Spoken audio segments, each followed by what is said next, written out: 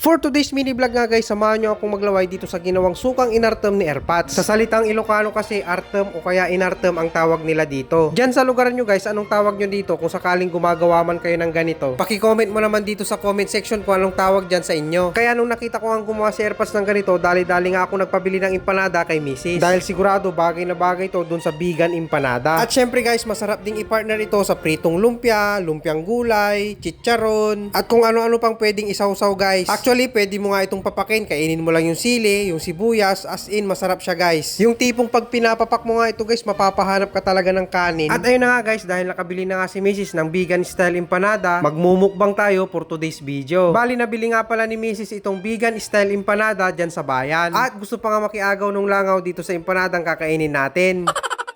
Bali, ganito nga pala yung empanada na benta nila dyan sa bayan. Ganito siya kalaki guys. Pero hindi ko lang sigurado kay Mrs. kung ito ba yung regular or overload. Kasi merong mga ganong binibenta dyan sa bayan na meron siyang mga overload, ganon. Meron din yung tinatawag na special. Basta yung mga ganon guys. Kaya ano pang inaantay natin? Tara, kain na tayo guys. At eto na nga yung pinakaantay ko. Yung lalagyan ko ng inartem, yung kinakain kong empanada. Bali, ginamitan ko na nga ng kutsara para makuha ko yung mga sili, sibuyas at ilalagay dito sa empanada. At syempre, meron din siyang kasamang suka para mas masarap yung kakainin nating empanada. The moment of truth guys, eto na, big bite. Sarap. Sarap. Sige, ngalngalin mo yung empanada. Habang ini-edit ko nga ito, naglalaway ako ulit guys. Grabe, mas masarap talaga kapag inartem yung ginamit dito sa empanada guys. Although pag bumili naman kayo ng ganitong empanada, meron na siyang kasamang suka, pero ibang-iba pa rin kapag yung inartem ang gagamitin ninyo. Bali, inulit ko lang yung ginawa ko kanina. Kinutsara ko ulit yung sili, sibuyas, tapos kumuha nga ako ng suka, tapos pinangsabaw ko siya dun sa empanada. Big bite ulit para sa inyo guys. Sarap. Grabe, nag-iimasan, nanonood yung suka, yung lasa ng suka, grabe. Tapos habang ginunguya ako yung empanada, sumasabay yung lutong ng sili, nung sibuyas. Grabe guys, ang sarap. Talagang mapapahanap ka pa ng isa pang empanada kapag ganitong suka ang gagamitin mo. Tapos sasabay mo pa ng ganito, susubo ka ng sili na may sibuyas. Grabe, sarap. Eto na nga, sabay-sabay tayong maglaway.